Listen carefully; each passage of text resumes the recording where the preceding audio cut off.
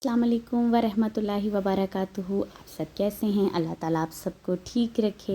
जैसा कि मैंने आप लोगों को बताया है कि हमारे रियूस में समर फेस्टिवल जो हैं वो स्टार्ट हुए हुए हैं और यहाँ प्लासा मरकदाल में ही सबसे बड़े बड़े जो जितने भी फंक्शंस हैं गवर्नमेंट ऑर्गेनाइज़ करती है जो बड़े लेवल पे होते हैं।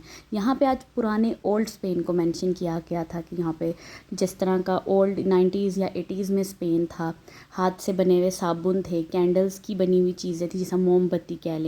उसके बाद पत्थरों जो इनका यहाँ का वाइट पत्थर है पहाड़ी, उसके बना हुआ सामान था और ये बहुत खूबसूरत था। इन्होंने बहुत अच्छी उससे चीज़ें बनाई हुई थी, डेकोरेशन पीसेस थे, नंबर्स प्लेट्स थी, नेम प्लेट थी। उसके बाद ये था ये जो दरख्तों की जो शाखें होती हैं उससे ये टोकरियाँ बनाई हुई थी, टोकरियाँ बनाई हुई थी, टोपियाँ थी। इसके अलावा बहुत खूबसूरत चटाइयाँ बनाई हुई थी। तो ये बहुत मेहनत का हैंडमेड काम था।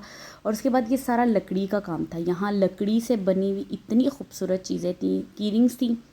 और मैं तो इनकी जो इनकी क्या कहते हैं ना अच्छी बनाई हुई चीज़ों पे हैरान थी कि कितना अच्छा इन्होंने कितना नीट काम किया हुआ है और लकड़ी पे किया हुआ है और ये चीज़ यहाँ पे बहुत ज़्यादा पसंद की जाती है। उसके बाद यहाँ पे फ्रेश फ्रूट था, फ्रेश सब्जियाँ थी जो ये अपने फार्म हाउस या अपने जो गाँव है इर्द गिर्द वहाँ से लाए हुए थे और सेल भी कर रहे थे। साथ साथ वो अपना जो कल्चर के फूल वगैरह ये फ्रूट्स वगैरह थे सॉरी उनको दिखा रहे थे।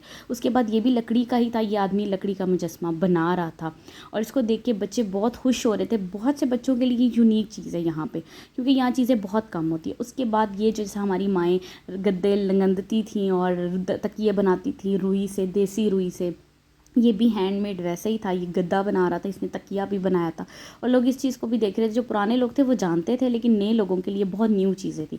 उसके बाद ये रुई से बने हुए था, जो रुई थी उससे ये लड़की जो थी वो स्वेटर्स बना रही थी और ऊन से और जो हुड से जो पहनती हैं हुड या ये शर्ट्स कह ले वो बनाती और ये भी उसी टाइम लाइव बना के दिखा रही थी। तो ये चीज़ भी न्यू जनरेशन के लिए बहुत यूनिक है। उसके बाद सबसे अच्छी चीज़ ये थी कि मिट्टी के बर्तन बनाए जा रहे थे और बच्चों के लिए बहुत एक्साइटेड था। बच्चे क्वेश्चंस कर रहे थे कि ये कैसे बनाया, ये कैसे बना रहे हैं आप। तो ये बच्चों के लिए बहुत यूनिक था क्योंकि उन्होंने बने बनाई चीज़ें देखी हैं। शायद फ़र्स्ट टाइम उन्होंने अपने देखा आंखों से कि ये चीज़ें ऐसे बनती हैं। और यहाँ पे भी मुख्तलिफ़ किस्म के मिट्टी के बर्तन थे, पेंट हुए हुए थे और बहुत खूबसूरत था। और ये पाकिस्तान में बहुत आम है लेकिन यहाँ पे ये यहाँ की जनरेशन के लिए न्यू चीज़ है। उसके बाद यहाँ पे ये अपनी खालिस दूध की जो थी, यहाँ पे जो मिल्क था उसकी आइसक्रीम थी। उसके बाद ये जो फ्रूट्स था और ये फ्रूट्स भी सब्जियां सॉरी ये यहाँ मिल रही थी और ये मुझे कह रहा था कि ये फ्रेश सब्जियां आप इसको लेना पसंद करें। उसके बाद ये इन्होंने बताया हुआ था कि पुरानी जो वहाँ पे वाइन कैसे तैयार की जाती थी, उसके मुख्तलिफ़ डब्बे या जो भी बना था कि यहाँ पे ऐसी वाइन ऐसे बनाई जाती है। तो ये वाइन का सारा कुछ था। उसके बाद ये फ्रूट्स थे, फ्रूट्स में भी ये मुख्तलिफ़ किस्म के फ्रूट्स थे। तो ये चीज़ बहुत यहाँ पे यूनिक थी। उसके बाद ये कैंडीज़ ट्रॉली थी कि यहाँ पे जो थी यहाँ पे कैंडीज़ मिल सकती हैं, लॉलीपॉप थे, निम्को थी, यहाँ के जितने भी नट्स थे वो आपको मतलब दिखा रहे थे कि ये उस टाइम के नट्स थे जो अब तक चले आ रहे। उसके बाद सबसे अच्छी बात यहाँ पे इन्होंने कॉस्ट्यूम बहुत अच्छे पहने हुए थे। इन्होंने अपने पुराने बुज़ुर्ग जहाँ पे जितने फिर रहे थे उन्होंने जो अपने पुराने कल्चर के कॉस्ट्यूम पहने हुए थे वो बहुत अच्छे और डिसेंट लग रहे थे। उसके बाद मेलन था, वाटर मेलन था और देखा ये आपको नज़र आ रहा होगा कि इन्होंने अपने वही कल्चर की ड्रेसिंग की हुई और इतने डिसेंट और ख़ूबसूरत लग रहे थे सारे।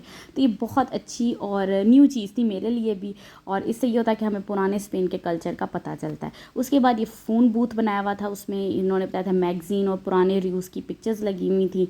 तो ये चीज़ भी बहुत अच्छी और ख़ूबसूरत थी। उसके बाद ये पुराना तरीका था जो हजामत बनाने का, हजाम का, तो ये भी बहुत अच्छा था। तो सब चीज़ें बहुत अच्छी थी। आप सब ने मेरे चैनल को सब्सक्राइब नहीं किया तो चैनल को सब्सक्राइब करें ताकि आने वाली मेरी सारी अच्छी वीडियोज़ आपको मिलती रहें। अपना और अपने घर वालों का ख्याल रखिएगा। अल्लाह हाफ़िज़।